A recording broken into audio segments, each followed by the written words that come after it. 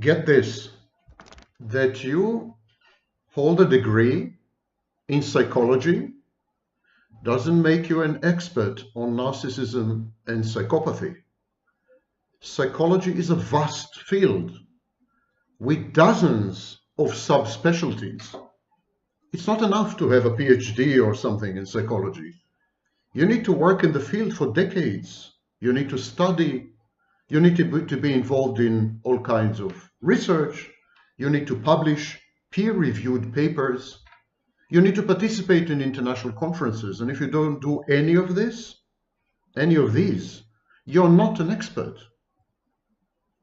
So, unfortunately, online, there are many people with academic degrees, real ones, in psychology, but who don't have the first clue about narcissism and psychopathy and pretend that they do. Or you know what? Even honestly believe that they do. Delude themselves into thinking that they are experts. They are not. So today I would like to discuss 3 bits of nonsense propagated by these self-styled, self-proclaimed experts. And I would like to start by the famous sentence, all psychopaths are narcissists. That is not true. As I said, many self-styled narcissism experts, quote unquote, would tell you with the fake authoritativeness of the hack that all psychopaths are narcissists, and it is rank nonsense. The comorbidity of narcissistic personality disorder and antisocial personality disorder, and the comorbidity of narcissistic personality disorder and psychopathy, which is, by the way, not an accepted clinical entity. It's not an accepted diagnosis. Anyhow, the comorbidity of narcissism and psychopathy, in other words, the number of times we diagnose pathological narcissism and psychopathy in the same patient or client, this comorbidity is there, but it's still a small minority of the cases. Yes, you heard me well. Only very few psychopaths are diagnosed with narcissistic personality disorder, and only very few people with narcissistic personality disorder are diagnosed with psychopathy or antisocial personality disorder. So the sentence, all psychopaths are narcissists, is counterfactual. It represents profound ignorance of both narcissism and psychopathy. How come? Where is the source of the confusion?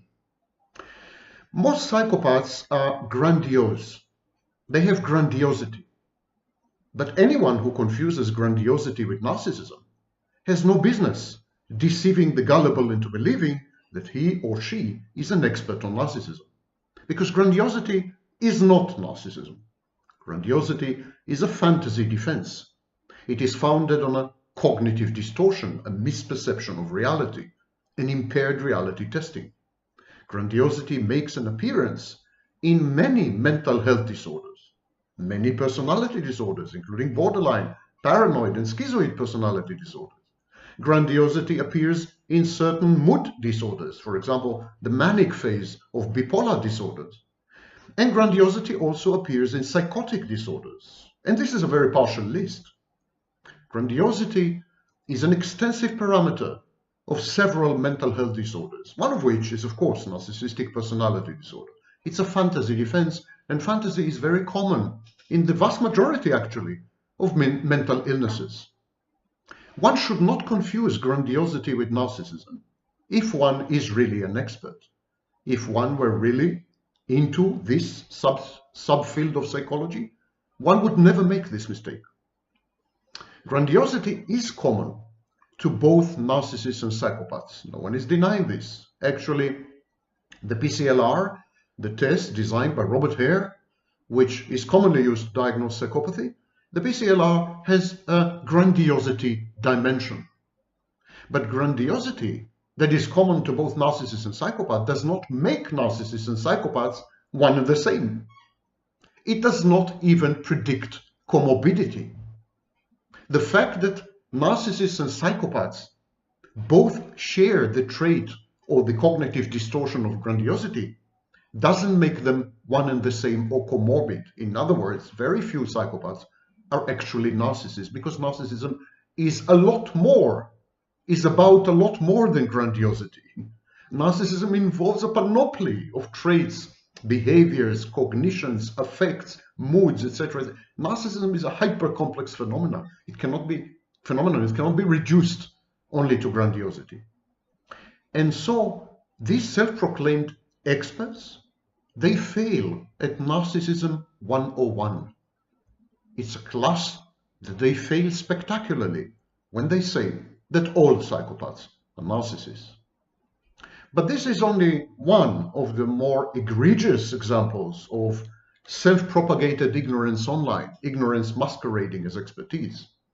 The gullible fall for it. Told what they want to hear, they gravitate towards these so-called experts and scholars. But these people have no idea what they're talking about. I'm terribly sorry. They spew nonsense. Let's consider another case. 20 years ago, I coined the phrase communal, pro-social narcissist. I described the kind of narcissist whose grandiosity is invested in being actually morally upright, being charitable, being altruistic, giving and forgiving. This communal pro-social narcissist is what you would call a good person. He holds no grudges. He is not vindictive. He is helpful. He is supportive.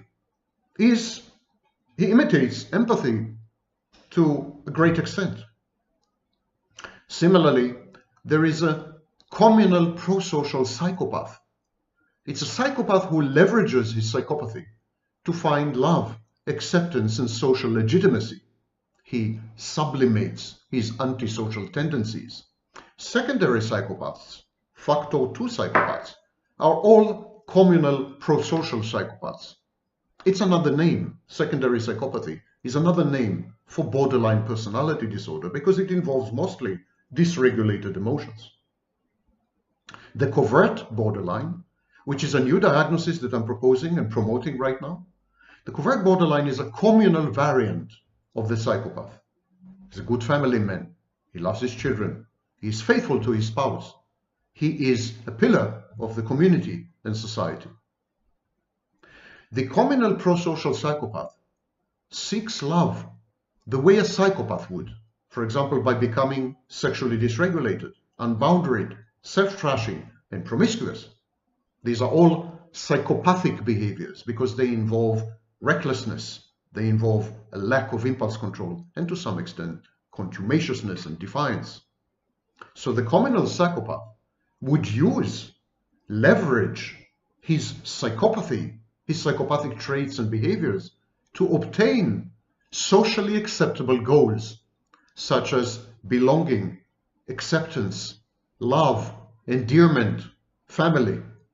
This subtype of psychopath craves to belong and to be loved, to be liked, to be admired and desired.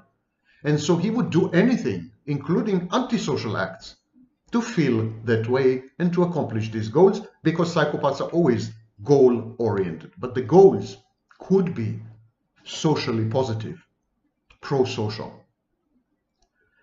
Both primary and secondary psychopaths can be communal, but their personality disorder, psychopathy, is likely to be comorbid with other mental health issues, and it is this comorbidity that causes them to behave in ways which are reminiscent of borderlines and pro-social or communal narcissists. Actually, only recently, there's been a study published, and this study refutes a lot of the nonsense propagated online. Narcissists are merciless, narcissists are heartless, narcissists are callous and relentless and ruthless, narcissists are out to get you, they're vindictive, and so on and so forth. First of all, this is a description not of narcissists, but of psychopathic narcissists, malignant narcissists, or psychopaths. Typical narcissists are not like that at all, actually. So there's a lot of confusion, god-awful confusion, between narcissists and psychopaths. The study is titled, "I'm Merciful, Am I Not? Facets of Narcissism and Forgiveness Revisited." It was co-authored by Virgil Ziegler-Hill, Michela Schroeder-Abe or something, and Ramzi Fatfuta. I am seriously not responsible for these names, and I fully understand why people with such names would end up being psychologists trying to understand the punishment inflicted upon them. Okay, that was a joke. Don't take it so seriously. Anyhow, these guys and girls had published a study in 2017, which one would have thought would have informed the self-proclaimed and self-styled experts online. But they don't bother to read anything. They don't bother to educate themselves. They just keep spewing and rehashing and recycling the same old, worn, trite cliches, which are counterfactual in the majority of cases. Let's look at what this study says. The study examined links between narcissism and forgiveness, believe it or not. Forgiveness was assessed via self-reporting and via a test called the implicit association test. Antagonistic narcissism was negatively correlated with forgiveness. That's no surprise there. Antagonistic narcissism is what we would call overt or grandiose narcissism, or, as we are currently beginning to believe, a form of psychopathy, primary psychopathy. But agentic and communal prosocial narcissism were positively correlated with forgiveness. You heard it correctly. Big numbers of narcissists, agentic narcissists, communal narcissists, prosocial narcissists, it's not a small number. Big number of narcissists actually tend to forgive more than usual. Narcissism facets were not significantly correlated with implicit forgiveness. Let me read to you the abstract of the study. Narcissists are said to be particularly unforgiving, yet previous research remained inconclusive. This is likely because most previous studies focused on narcissism as a unitary construct, thereby neglecting its multiple facets. The present study aimed to clarify the nuanced associations between different facets of narcissism and forgiveness, the latter being assessed via self-report and non-self-report measures.